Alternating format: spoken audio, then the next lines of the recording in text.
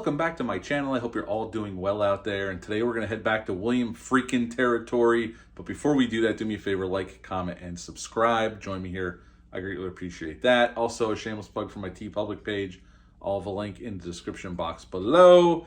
And today we're heading back to the 70s, folks, for William Friedkin's follow-up to The Exorcist. And we're going to talk about Sorcerer.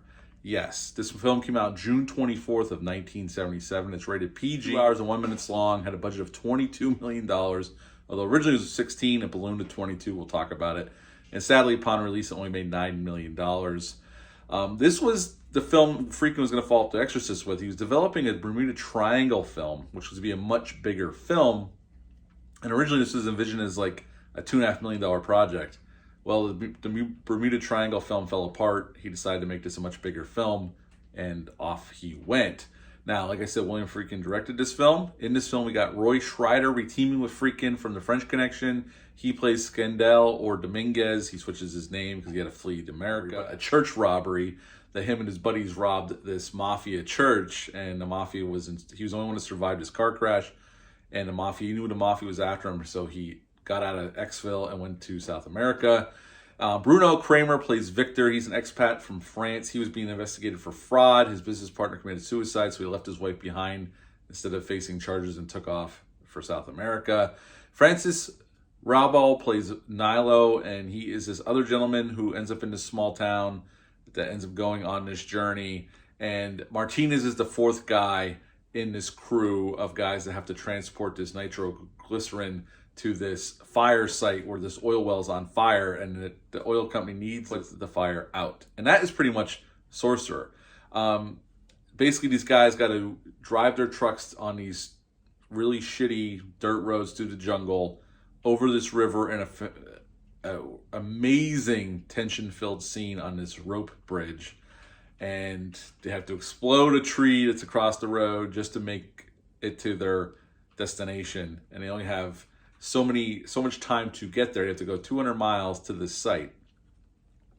And this nitro is very unstable because it's been sitting around for a while. So it's basically in 4 boxes in the back of the truck, packed with sawdust all around it. And that's pretty much the journey these 4 men have to go on. And they're not great guys, but they're not evil as well. And the film never portrays them as heroes either. It's just 4 men on a mission getting paid really well to make this dangerous, extremely dangerous journey through the jungles of South America to reach this site so the oil company can use the nitro to put out this fire. And to be honest, this is another Friedkin film I had not seen for quite some time, probably even longer than since I saw To Live and Die in LA. And to watch on this Blu-ray, we don't have a 4K of this, although I hope we do get a 4K of this because this film severely needs one. Although the transfer on this Blu-ray is pretty damn good, I gotta say. But this film is extremely well directed by Friedkin. And honestly, it's so intense. The journey in these trucks is so well done. And the trials and tribulations these 4 men have to go through to get to this site are just, it's breathtaking. The amount of effort was put into this film, and just the way they pull off the effects, especially the rope bridge scene, which is probably one of the most famous scenes from this film. And if you've ever seen it, you know what I'm talking about. They go down this hill and they get to the bottom and they're at a river. And the only way to get across this river to continue your journey is across this rickety rope bridge. And it is spectacular what they did to make this scene look incredible. And it was all done for real as well, which makes it even more incredible. Because nowadays they would do it with CGI, more than likely, and green screen. Back in the 70s, they had none of that, so they had to do it for real, build the bridge, and really drive trucks across it while it's swaying and the water's bombarding them. And it is spectacular. It's just a masterpiece of a set piece in this film. And it's incredible what Friedkin and his team were able to pull off all the way back in the 70s for this film. And then you got the tree trunk across the road, which they have to deal with. Now, there's a little story to that. Obviously they had effects guys on the crew, and they tried to blow the tree up for a take, film it, so like in the movie, but they used as much explosive as they thought, and it did nothing to the tree. freaking called this arsonist called Marvin the Torch out of Queens, flew him down to the Dominican Republic or to Mexico. Dominican Republic, I believe, this is where they filmed that part of it. And he came and blew the tree up in one take. And it's spectacular if you've ever seen this film. The rope bridge scene, just to give some context to that, they actually built the bridge in Dominican Republic where they were filming a lot of this film. But the river they had built the bridge across had dried up. There was a drought that year. And there wasn't enough water to make the scene believable. And it cost them $1 million to build the bridge.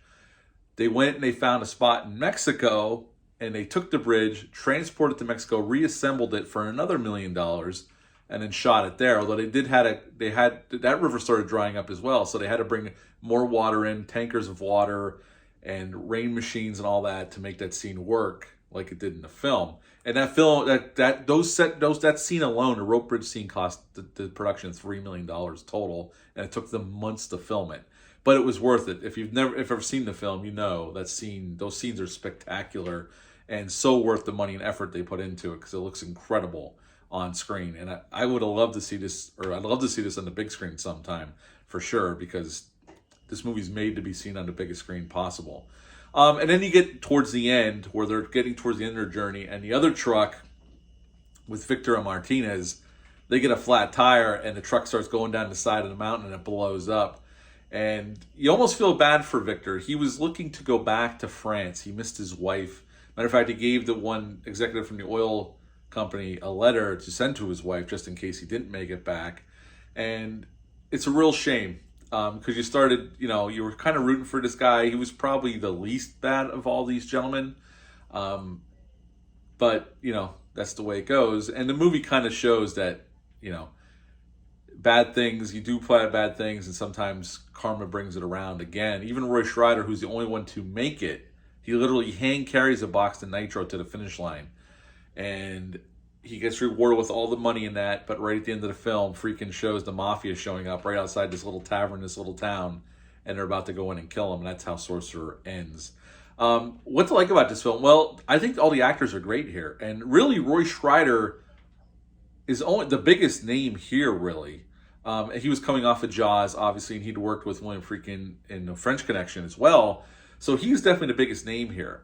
Originally, Friedkin wanted Steve McQueen, but he couldn't make that work, and he ended up going with somebody he'd worked with before.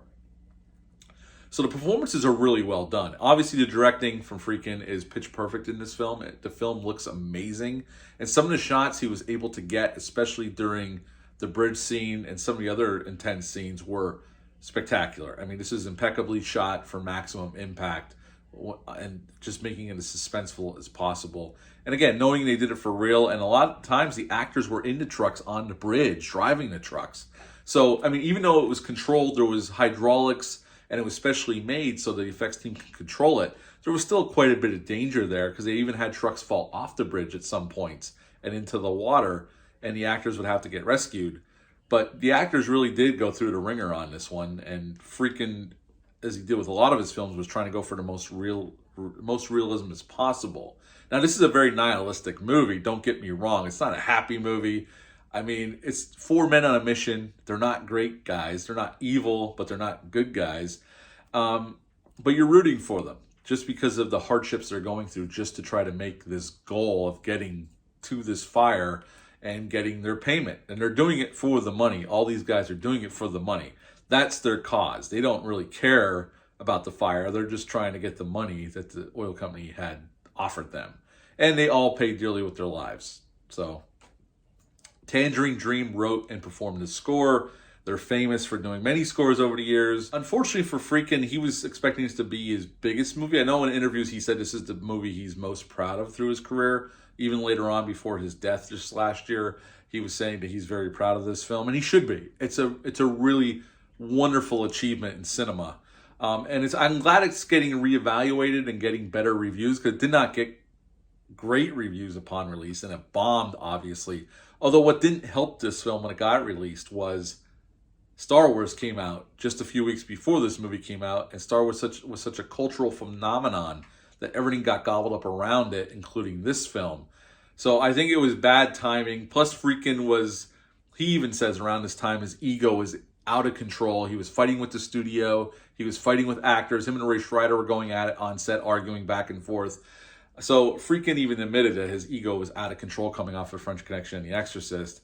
And this is the movie that brought him back down to earth, because this was, at the time, a colossal flop considering the budget involved. But honestly, watching the film now, it is a spectacularly done film. And hats off for Friedkin and his crew for pulling this off. And at the end of the day, this is a great film. If you've never seen it, I highly recommend it. You can get this Blu-ray on Amazon. Again, I hope we get a 4K sometime in the near future. But what would I rate Sorcerer? I would rate the Sorcerer 9.75 out of 10. 9.75 out of 10 for Sorcerer. Have you ever seen this film? Leave a comment down below. Let me know. Hit the thumbs up. Hit the subscribe button. Share this video. I greatly would appreciate that. I'll be back soon with some more reviews. But until next time, bye.